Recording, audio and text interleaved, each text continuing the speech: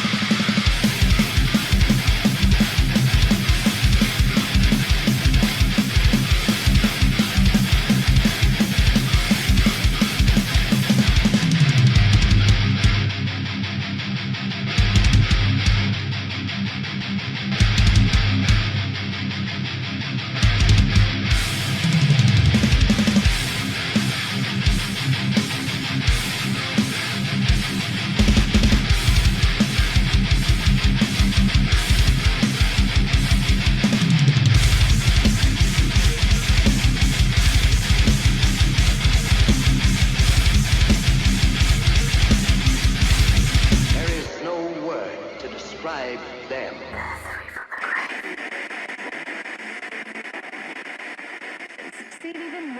And now all I've got to say is Movie Massacre. Your inner child is waiting. What's up, motherfuckers? Nicky, how's it going, pal? I see you over there, McCabston. Ross, you legend. Anyways, I'm going to answer the ultimate Freddy vs. Jason question. Does Freddy have a melted tallywhacker? Good question, but no. I'm going to chat about who won in Freddy vs. Jason. You must be as sharp as a marble if you think Freddy won because he winked. Robert Englund has stated that he was winking because he was bowing out as Freddy, and it simply was a nod to the fans. Plus, how did he beat Jason when Jason's carrying his decapitated head? Some people actually think that, and that is just ridiculous. I think it's just Freddy fans crying, let's be honest. I like Freddy and Jason, but it's just Freddy fans crying. Anyways, who won? Let me explain why. This is without bias. I've just done some research and this is what I came up with.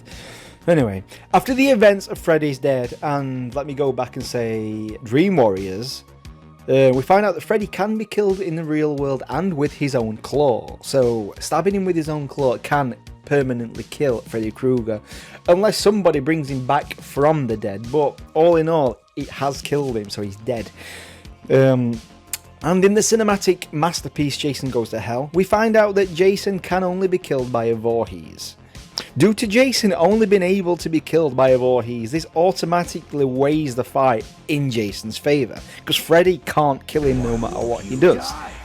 Yes, Laurie does chop Freddy's head off, but just before that, JJ does stab Freddy with his own glove, which, if we're going on canon, Jason's killed him. Because that would kill him. Jason's already killed him. Anyway, that aside, not being biased, Jason does win. Plus, he destroys Freddy and kills 2. Freddy only kills 1 person in the movie. Like it or not, Jason kills everybody else. People may cry at the end and make up their own nonsense, but like it or not, Jason does win. Does he get his ass kicked in Freddy vs. Jason? Yes, he absolutely does. But Jason does win the fight and he gets the kills. Anyways, I truly hope you're all doing well in this awful year. Please stay safe and be good to each other. I'll see you through the window tonight. I'm out. Thanks for watching. Goodbye.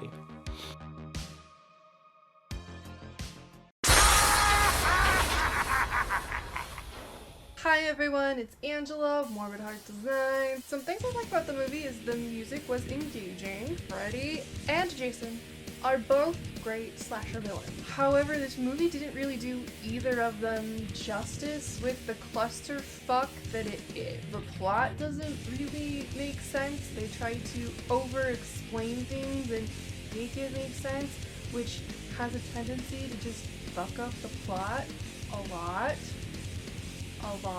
So much of the story was just forced to conclude Freddy's story, and I'm biased. Freddy is my favorite horror villain. In fact, he's one of my heroes. I messed up, I know. I didn't hate this movie fully based off of the fact that they killed off Freddy, but I hated this movie because it was terribly done, terribly conceptualized, terribly everything. So that's my thoughts on this movie. It fucking sucked. However, true to a good slasher movie, this had a lot of good and fun kills.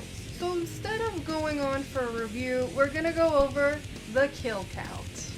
Like any good slasher, we don't have to wait long for our first kill. It comes out about 5 minutes into the movie when Jason impales Heather on a tree. And as Freddy was manipulating Jason, got a lot of kills in way before Freddy became active because Freddy needed his strength built up. And being the manipulative fucker that he is, he got Jason to terrorize the town, fear, and getting just what he wanted. So the next kill is by Jason. Most of these are actually by Jason. At about 13 minutes, we have Trey, who is stabbed and folded in half by Jason.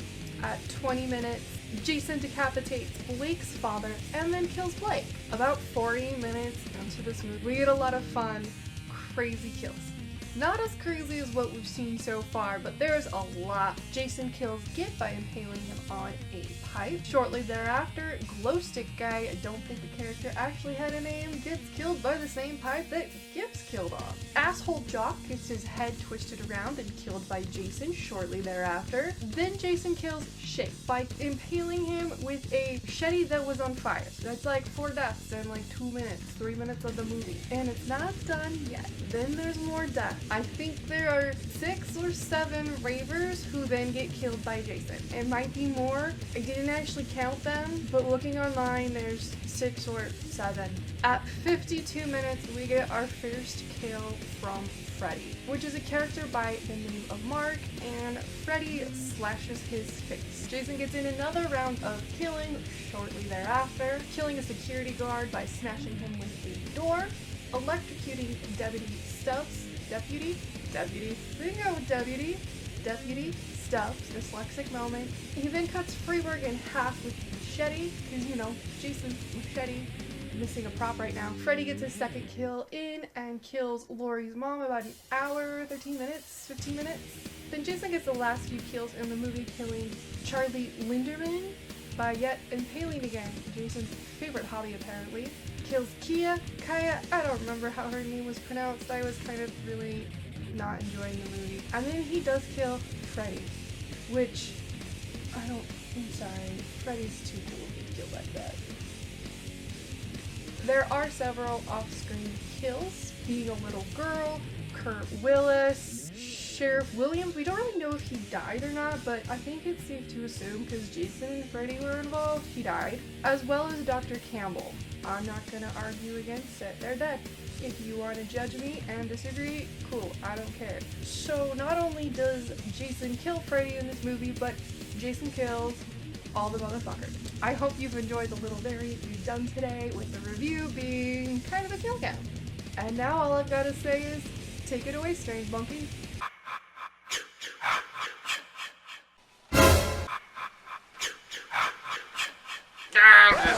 I'm just kidding. I'm here to simply tell you about some facts that you may or may not have heard of in regards to Freddy vs. Jason, the showdown of the century. Nothing has topped this. Not today, not tomorrow, not ever. And if you don't agree with me, well then, it's a battle to the death.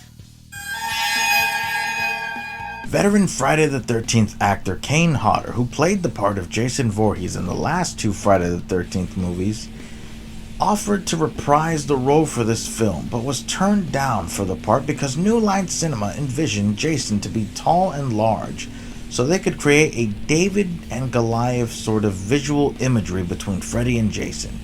New Line Cinema felt that Kane Hodder was too short and bulky to be Jason. Well, you know what, New Line Cinema? Fuck you. There you go, okay? One of Robert Englund's stunt doubles was Oscar Gutierrez, better known by his wrestling name, Rey Mysterio. You're telling me that Freddy Krueger didn't pull off a 619 on Jason Voorhees? I am upset. There were plans for a crossover as early as 1987, but New Line Cinema and Paramount Pictures failed to agree on a story or what to do with the two franchises. Paramount Pictures had approached New Line Cinema about filming a crossover several years before the latter had gained licensing rights to Friday the 13th. At that time, both companies wanted the license to the other's character so that they could control the making of the film. Negotiations on the project were never finalized, which led Paramount Pictures to make Friday the 13th Part 7, The New Blood. And there you have it. Some interesting facts about an interesting movie. Okay, one of the most badass movies of all time in the horror genre. I've got to say...